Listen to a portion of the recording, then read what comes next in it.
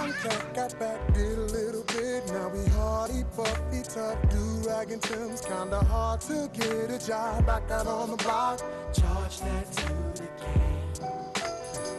Young girl, she grew up in a rush. Had it bad, no doubt. She don't know who to trust. Every man she ever loved only wanna crush. Charge that to the game. But it's all gravy. Hey, baby. Shots get popped, the cops shut down the party. Jeans sag low, blow smoke out of the chest. We've got a love for y'all, which y'all don't love us. So it's really us and burn, switch your lanes. Spin the ball, I go and chrome. I am substituting for Sharon Dumas, but I will be your guest host today. And I'm very excited today to have a civil rights icon in the midst. And when Sharon Dumas had asked me to go and guest host the show today, I was so flattered and I was so honored to get an opportunity to go and meet this young lady. And I can't say enough about how thrilled and how pleased that I am to meet her, to get the opportunity to speak with her, and to give her the opportunity to go and talk to our viewers and our listeners about what was going on during the days when people could not vote of color. And to also talk about when people could not go and they could not ride in the front part of the bus. There's a lot of civil rights icons that we definitely need to go and put on an opportunity to speak with our young people, to let them know about the legacy. But today, I'm flattered, I'm honored to have Mrs. Mamie King Chalmers on the show today. Mrs. Chalmers, welcome on the show today. And again, I kissed your hand in the lobby. I kiss your hand again now. Thank you. It's a pleasure to have you on the show today. Thank you. But what I'd like for you to do, Mrs. King, is just tell our viewing audience a little bit about you. Just tell us about your history. My name is Mamie King Chalmers. I was born in Birmingham, Alabama, June the 1941.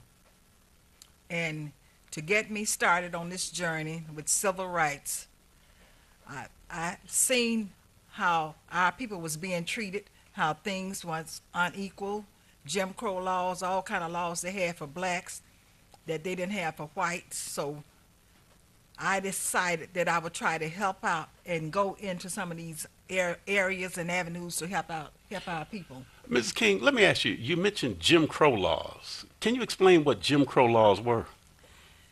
Some of the Jim Crow laws was you could not ride on the front of the bus.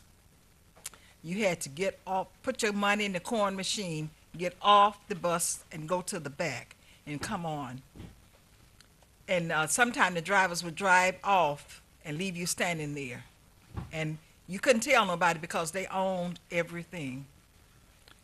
Another Jim Crow law was voting, trying to register to vote. Black people was not allowed to vote if they was illegitimate, and I mean if their parents was not married, you couldn't vote. They had all kind of laws saying how many bubbles in a bar of soap, how many, can you hopscotch, can you walk a straight line. They had all kind of lines there. Wow. For black people. You say how many bubbles in a bar of soap? How many bubbles in a bar of soap, how many peas in a bag. Wow. They had all those kind of laws. And even walking the streets, you could not walk the streets and look a white person in the eye. If a white woman was coming down the street, you had to step off and let her walk past you with your head down. Oh, wow. There was plenty black crow laws in Birmingham. Plenty of those Jim Crow laws. Throughout the South. Well, our show again is live. Our call-in numbers are area code 313-868-0342. 313-868-0351 and 313-868-4336.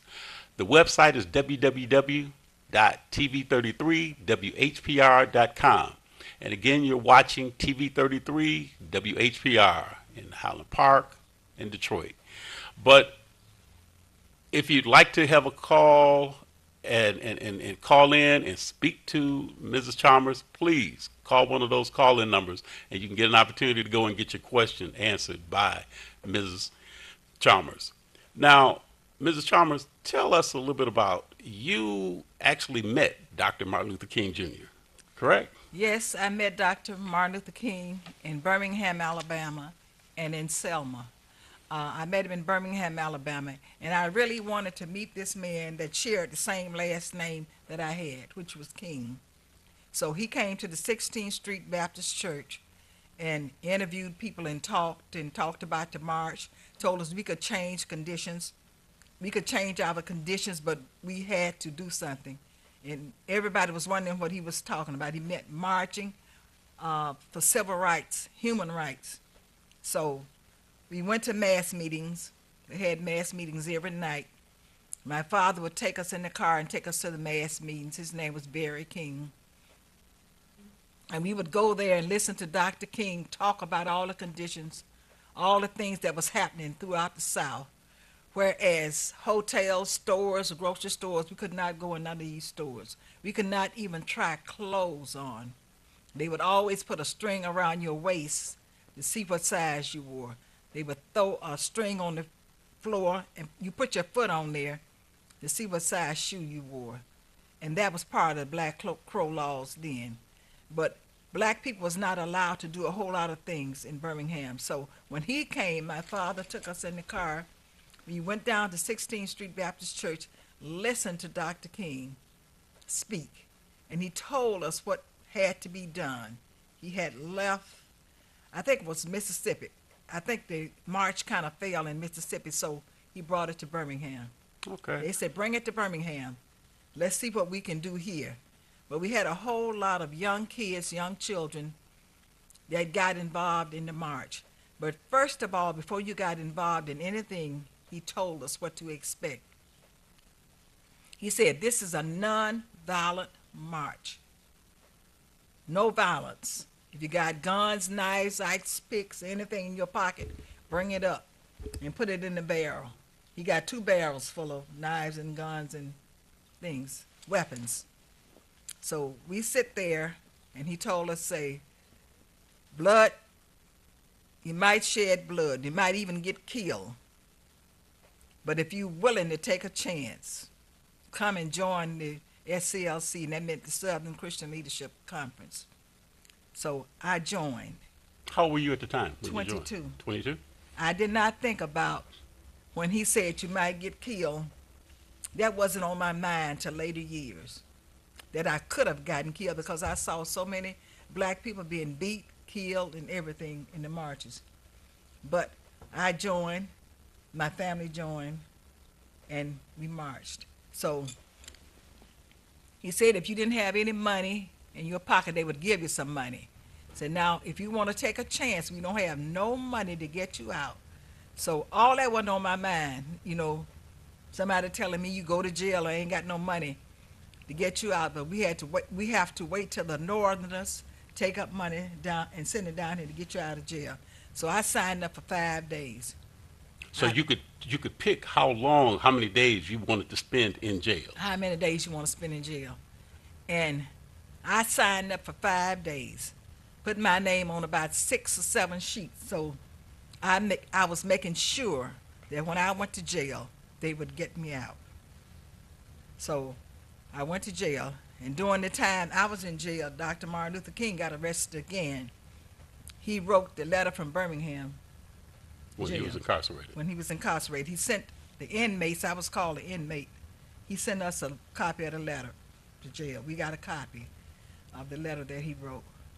But when I was in jail, it was one of the horrible things that you could ever imagine. Hungry, couldn't eat. We got our food. They allowed us to get our food.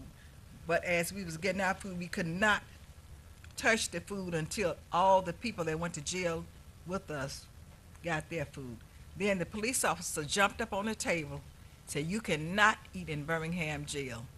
Go back to your cells. So we sit there. If anybody had a piece of cookie or something, they passed it around. But that was one of the horriblest things. And the police commissioner, he was one of the tyrants, one of the worst persons you ever want to meet, Eugene Bull Connor. Well, I'm glad that you endured, but we definitely would not want to encourage anybody to go afoul of the law because you never know in terms of what type of conditions that they may encounter Right. wherever they may be incarcerated at. Okay, tell me, Mrs. Chalmers, then tell our viewers a little bit about what it was like then. What was your first impressions of King? I know you said that he was, just tell us what your first impressions were when you first met him. My first impression of Dr. King when I met him, he was passionate, was a well-rounded speaker, and he could encourage people to join the movement. But he gave us all the facts, everything that we would endure. But if we was willing to take the chance, we could take the chance. And so I was willing to take the chance. And And at you were my 22 age, years of age. at my age today, if I had to do it all over again, I would do it. Okay, okay. Now, tell me, what really then that day? Because you've got some things that you wanted to share with the audience a little bit about something that happened to you on that fateful day when some events happened where you encountered the fire department down in Alabama. Yes. Do you have that picture I can show to our viewers? Thank you. Just I don't know if you can really see this shot. I'm trying to get it on the on the air, but basically in this shot, what it shows then Mrs. King at the time, correct? Yes. Miss King at the time was 22 years of age, and her and two other gentlemen Yes. had encountered the fire department. Now, where were you at the time when this occurred? I was running across Kelly Ingram Park. Okay. Bull Connor ordered the fire department to pour water on us. He said, sprinkle those niggers up and they won't have to take a bath. He said that Yes. And to keep them, as he said, to keep them from taking a bath. they won't have to take a bath. Wow. And now from this photograph, then you were there for what purpose when you were there? What were you doing there at this location? I was at the march. Okay. And what march was that? What type of march? What were you marching Civil rights, for? nonviolent march. Civil rights. So was King there with you during Yes, this time? he was there. So did King see this atrocity? He did. And what then happened as a result of this atrocity? I know you said that you were what? You were incarcerated for 5 days. Days. So did you suffer any other kind of health complications as a result of that? Years later, my hearing started gradually going down. I'm sorry to hear that. I'm still suffering from it today. Flashbacks, thinking about it, thinking about what happened, and then seeing what happened to the other civil rights workers that were on the same mission I was on. So after that happened, were you discouraged at all while you were sitting in jail for those 5 days about, am I doing what's right? Or did you have any kind of thoughts about maybe I should rethink this? No, not at all. Because if you believe something and believe in something, you will continue to do it. And that was my belief system. I believed in what we were doing was right. Okay. Now, again, our show is live. Our calling numbers again are area code 313-868-0342, 868-0351, and 4336. If you call in and you want to ask Ms. Chalmers a question. Now, basically, the thing is that what I want to find out too is that there's a documentary now that you're completed. Is that correct? Yes. What type of documentary is that? Or what's it about? The documentary will be aired April 4th on BET and Paramount Theater at 9 o'clock. And all the civil rights workers will be involved in it, included in it. They will give their passage, what they learned and what they did during the time. So persons like Jesse Jackson? Jesse Jackson, a lot of the ministers, Okay. John Lewis, and I think It would be everybody that played a role and that's living, still living. So primarily, what did they ask you? What is your part in this documentary? They asked me the same thing. Was I willing? Would I do it again? And I told them I would. And I told them about Bull Connor being a tyrant, Hmm. what he did to black people. And you say he was the police Chief. chief. Okay. Was police chief in Birmingham. And he was a wild man. So now, from that documentary, you say it's going to be aired what day again? April the 4th, Paramount and BET. BET At at 9 Paramount o'clock. at 9 o'clock on April the 4th. April the 4th. And these people, I think they were out of Canada, but they went to Washington. They went all over interviewing people. They went to Selma, Montgomery. Mhm. They came to Birmingham. I had to go to Birmingham for my interview. Okay, okay. And now, also too, from this photograph that again was taken, I'm understanding too that there was someone that was pretty much like impersonating you on that picture, that was saying that they were you in that picture itself. Yes, it was a lady pertaining, saying that was her on the picture. And it took, I think, 17 years. She went around from state to state, city to city, saying that was her on the picture. But anybody that looked at me and looked at her knew it wasn't her. A lot of people in Birmingham knew that it wasn't her. But she worked at the museum in Birmingham where all the letters and stuff was coming in, and they was trying to tell the curator that this was Mrs. King. Hmm. But she worked there, she was getting the mail and Okay. destroying it. So now, what finally happened to her? I mean, did they find out that she was impersonating you fraudulently? The Detroit News, they came out and interviewed me. They went to Birmingham and interviewed her and kept calling. She would hang up some days and calling her and talking to her. And she said, I don't know who that is on that picture, Hmm. but it's certainly not me. But she had went around for years saying it was on her, that was her. And she had been on Oprah's show, 700 Club. She'd been all Italy, different places. And And now- nobody really did the investigation to really figure out if this person was the same person who could have been the same age as what you were. Well, during that time, I was 22, and she was 13. She was in 8th grade. And anybody can look at that full-figured me and see that's not a 13-year-old child. Wow. So that tells anybody in our viewing audience, always tell the truth. Don't go out there and try and perpetrate a fraud. Now, also too, just tell me a little bit back about now you've been here for about the last 40 years in this Yes. state of Michigan. What are some of the differences that you notice? Like, you've been here about 40 years. 40 years. So what were some of the biggest differences that you noticed when you came here 40 years ago compared to what it was like back when you were in Alabama? The first encounter that I had when I came to Detroit, I was seeking a job, Hmm.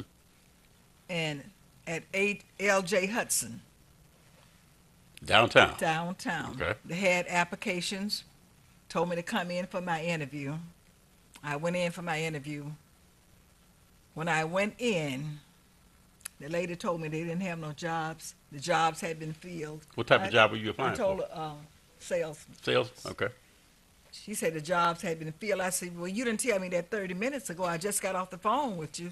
Wow. And she left the room. I take it she was a white woman. It was White woman. Okay. So what happened as a result of when she left the room? She never came back. I didn't get the job and didn't get a chance to see her. So she just left the room, left left that- you in the room, and never came back Never came to back complete the interview with to you. complete it. She said she didn't have no job. She didn't have no openings. They had been filled. So what type of then job did you wind up getting as a result of some of the hard work that you probably put into interviewing with some of the people then? I worked in social work. I worked there. I worked with in the drug force with young men. Okay.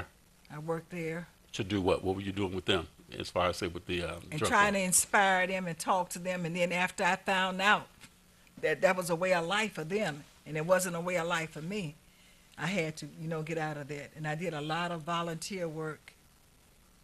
And I'm also a member of the Shrines of the Black Madonna, and I do a lot of work there, a lot of volunteer work there. So, did you get a chance to meet some of the civil rights icons back when you were involved with the Shrine of the Black Madonna? Because I know you had like the Reverend Clegg Yes. was the pastor So back then, right. and so were you involved at all with any of the civil rights people here, the movement of people that was here? Like, did you meet Rosa Parks or anyone I like that? met I met Rosa Parks here, and I met Rosa Parks in Montgomery, Alabama, when she was there. So tell the audience a little bit about Rosa Parks. What was your perception of her? Rosa Parks, she was, as it was said, she wasn't the first person that wouldn't give her seat up. Right. It was a 15-year-old girl named, I forgot her first name, but her name was Coben. Okay. She was the first person because she was pregnant. They didn't want to use her, so they used Rosa Parks. Rosa Parks, I think she was the president or something of the NAACP, Okay. and they used her as a person, not to get up, not to give her seat up. Right. Right. So when you got an opportunity to meet her, you say you first met her down in Montgomery. We were When you were down in Montgomery, you were marching with her, marching with her. and you were marching down there. What were you marching down there for at the time when you were in Montgomery? When we were marching down there, people not to ride the bus. Okay. 380 some days, people did not ride the bus. They stopped riding because they didn't want to give they wanted Rosa Parks to give her seat up. So as a result of riding, of not giving their seat up, what then finally happened? I mean, I know King was definitely looking to make sure that everything was done in a nonviolent way, but some of the atrocities that people would have, against them, like you say, due to some of those Jim Crow laws, there was a lot of broken spirits, I'm sure, at that time. But it's like persons like you that wanted to keep that hope alive that those Jim Crow laws could be overturned and changed. That were you then at all then trying to really encourage others to keep the faith, keep the spirit up, to keep hope alive, that these laws could be overturned? Or were you seeing some of the other, persons that were a little bit discouraged and you were trying to really get out there and encourage them to keep going? I always have believed in keeping the faith. But stay on a mission. Do what you have to do. And people, some people was disheartened because they thought King was just giving in to white people and their white status quo. And some people were saying they wasn't going to turn. But as King said, let nothing and nobody turn you around. Keep going, move forward. It's a whole lot of things that happened in Birmingham that would not have happened if Dr. King hadn't been there. A lot of doors would not be open today if Dr. King hadn't came through. A lot of the school kids, they got out of school in March too. And those things would not have happened if he hadn't been there. Well, tell me, when King was assassinated, what was going through your head at the time? Well, what was really going through my head, I was angry at one point, and I couldn't see why. But then it kept playing into my mind when Dr. King said, I have seen the promised land.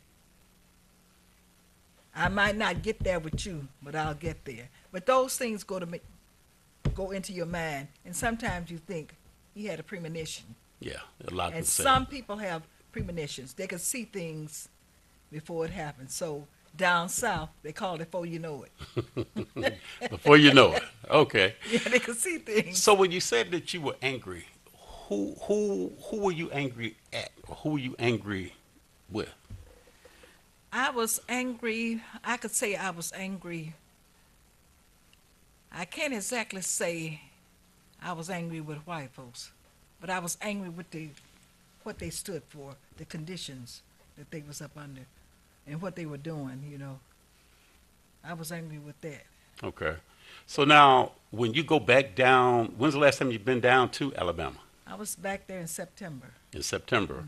So, what are some of the changes that you've seen since you were down there, when you lived down there, compared to when you were just there in September? We could go and sit on the bus anywhere we want to sit. We can go into the Was that one of the first things you wanted to do, was get on the bus and actually ride in the front seat rather than have to go get back to the back seat? I didn't care too much about riding in the front seat or in the back seat, you know. Okay. I just wanted to see the changes. And in the theaters, we didn't have to go to the crow's nest. Crow's nest means going upstairs in the balcony. Okay, in the balcony. Okay. And where we look down. And we could go to hotels and get rooms there where we couldn't do that before. Okay. You could go and order food at the lunch counter. We could order food at the lunch counter, but you had to go down to the basement and get your food. Okay. Now, there's a lot of people out here right now that are realizing that we've got all these laws to try and discourage people to vote. Tell our viewing audience, why is it important for everyone to register to vote and to actually go to the polls to vote? Well, it's very important to go to the polls because people couldn't vote. Because if you had illegitimate children, if you didn't know your mother, your father, last name, you could not vote. How many peas in a pot, you could not vote. A whole lot of laws, Jim Crow laws they had where you couldn't vote. But you had to know some of these things. And I think it's very, very important to go to the polls. Start teaching your children when they're 16 and 17 years old the importance of going to the polls. Children today think they got everything on a silver platter. People died, suffered, bled for you to get where you are today.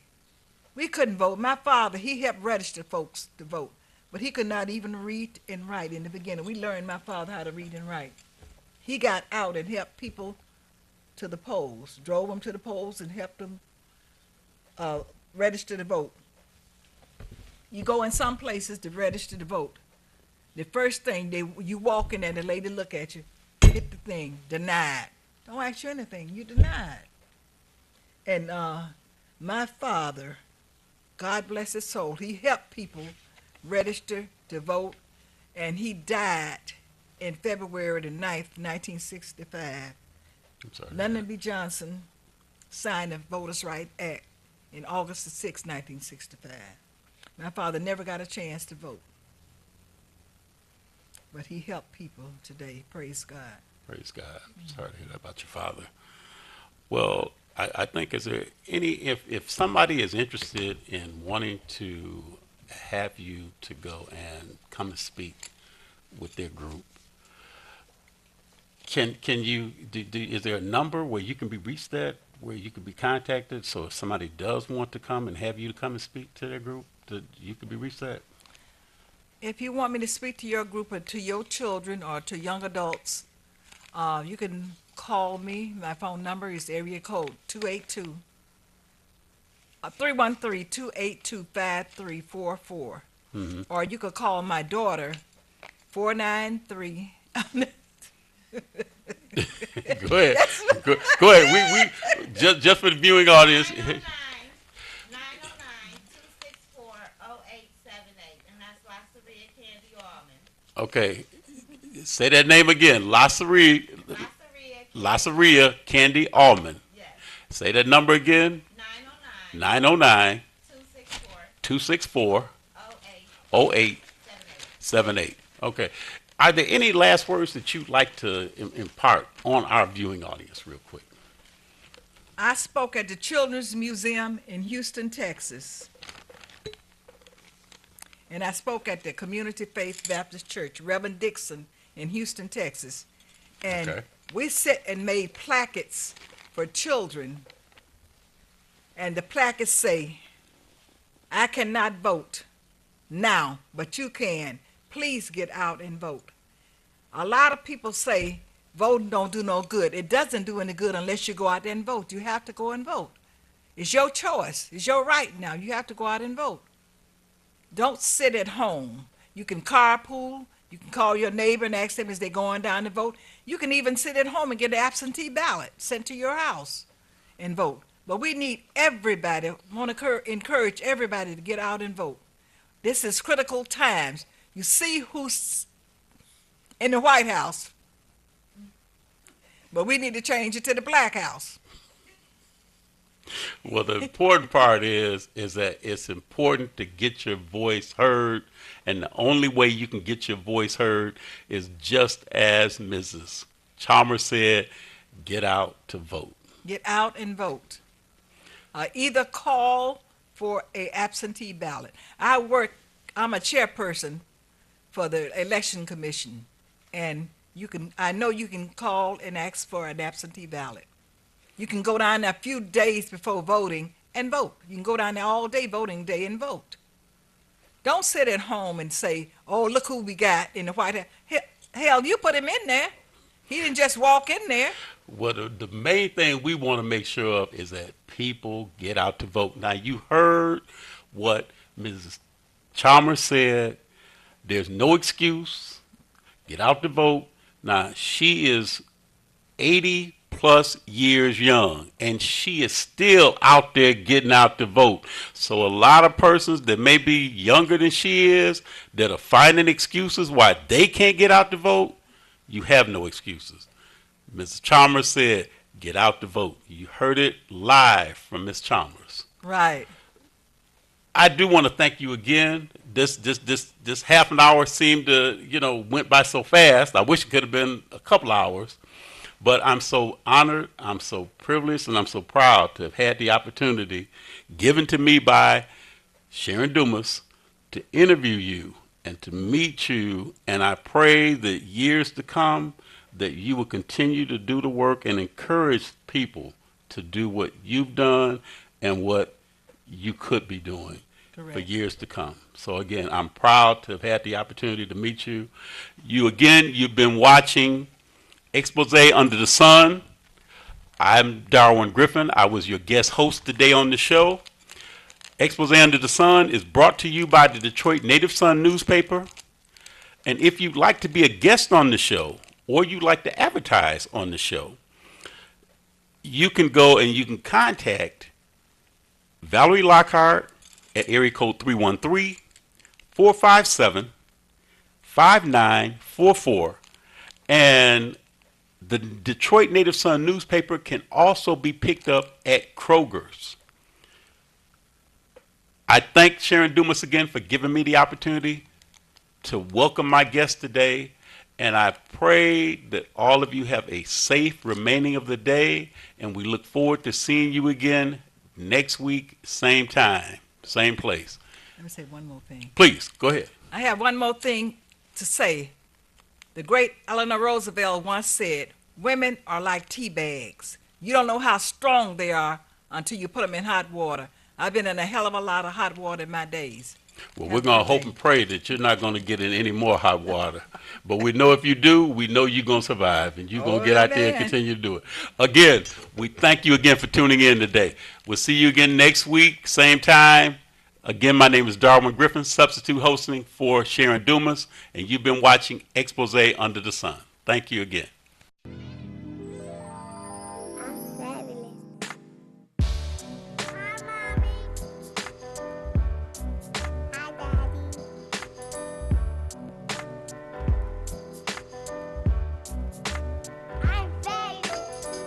Young cat got back, did a little bit. Now we hardy, puffy, tough, do-rag and Tim's kinda.